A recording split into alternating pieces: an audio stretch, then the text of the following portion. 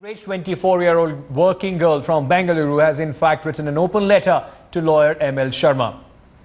Protesting his statements against women, the girl has slammed the lawyer for blaming women for rape.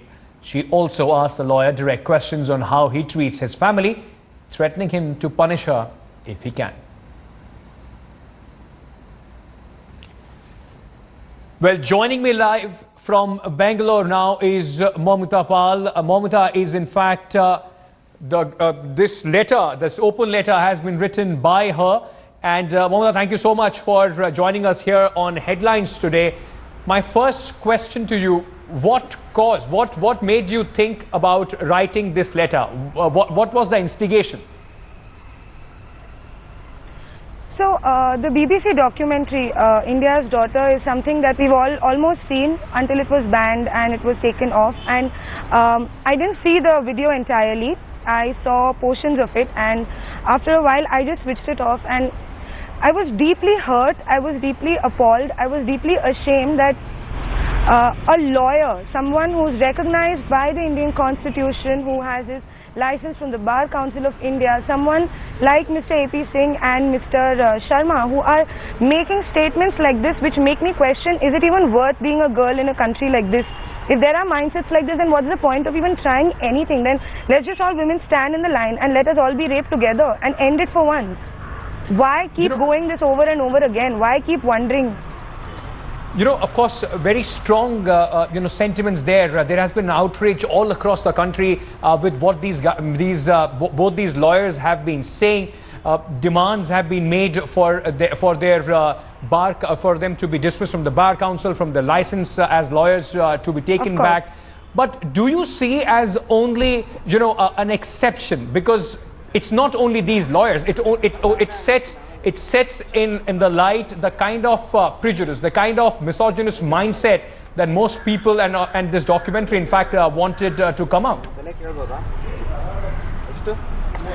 See, of course, what you're saying is absolutely correct. It is a mindset not just for these lawyers. The mindset that they are getting is a part of the strata of the society that does actually think like that. I have people around me also who think like that. But banning the video, getting their licenses revoked is not a solution. You have to tell them what is right.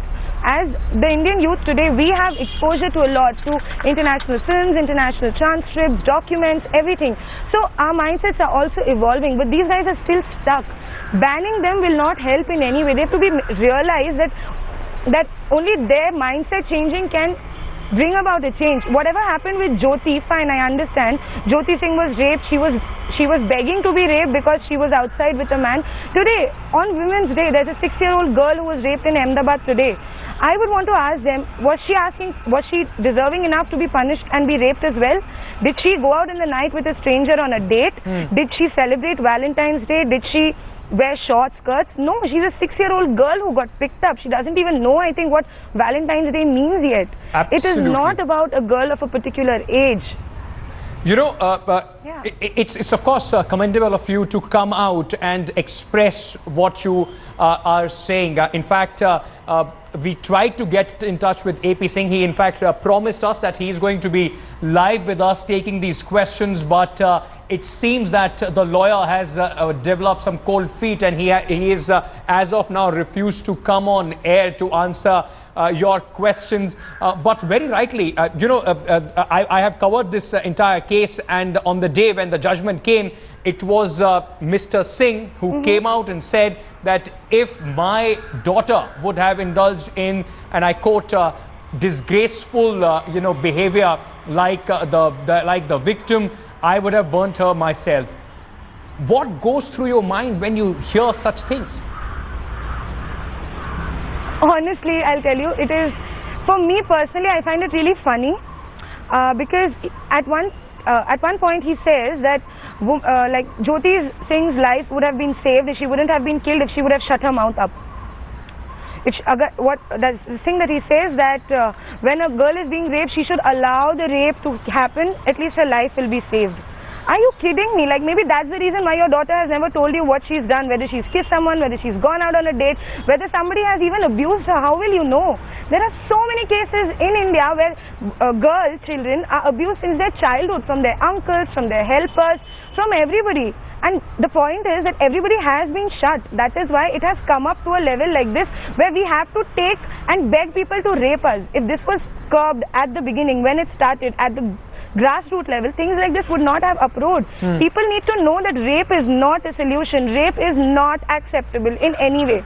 Rape is just not the solution. That if a girl is talking, if she's wearing shorts, even if she is a sex worker, you cannot rape her without her consent. Absolutely. You cannot. It is her body. Just because you're a man, you do not have a right on the woman's body. You know, very, very valid points. Of course, everything that you are saying, very valid points. It's your right to say no. But you know, I just want to put this argument in another way. The outrage against both these lawyers is about making these horrific statements about our culture, as if these people are the custodians of the Indian culture. What I want to ask you is whether this personal opinion of these lawyers, should that be a ground that should be taken against you know, the professional misconduct? Should that be a ground to bar them from practicing law? See, it's very easy. Like I said before, barring someone from something, taking their license away, it's the most easiest way out. The most difficult thing would be Mr. ML Sharma and Mr. AP Singh still practicing, and people looking at them with questions. People, everyone, whenever they will go out, people will look at them with questions. People will have remembrance of whatever has happened now, what are the statements that they have made. When you make people like this face things like this, only then will they understand, only then will the mindsets change. That is what we've been doing all our lives. We have been trying to shut things up, like banning the BBC documentary. Why? Yeah. That does not make it go away. That does not change their perception. I'm staying away from my family. My parents are scared. I'm sure your sisters, your girlfriends, your mothers, whenever you're going out, there's always a threat. You know, all these statements that every person looks at him with sexual content, that does include Mr. AP Singh and Mr. ML Sharma as well. It's their character at stake as well. You know, Mamita, that means whenever he is looking at a girl, as a journalist, we are expected to stand in middle, not take any sides. But there are certain stories in one's career where you cannot just help but you know, just bending towards one side of the story. I have covered this very closely, and also more importantly, as a man, I of course condemn what Mr. AP Singh said, and my head hangs in shame when people like Mr. Singh come out and make these statements. I will give you the last word very quickly on this. Would you like to say something to the family of both these lawyers, to their daughters, to their wives, and to their mothers? First of all, I would just want to wish them a really happy Women's Day. I think they're really strong women, and they have a lot of patience to be living with men like this. And the second thing I want to say, and it's not just to them, I think it's every woman who thinks that she is victimized and she's alone and she has to sacrifice and compromise. A woman is as strong as a man, if not more stronger, if not stronger than them. And it's for us to realize that if we don't want to settle, there is always hope. Please, I'm requesting every woman who is silent about a lot of things, please speak up. Your voice will be heard. Please make your fears and convert them into a hope, so that tomorrow we can live freely. We don't want this whole tradition that has been happening for so many years after independence to be carried 100 years down the line also. Thank you so much, Mamita, for speaking to us here on Headlines today. It's been an absolute pleasure.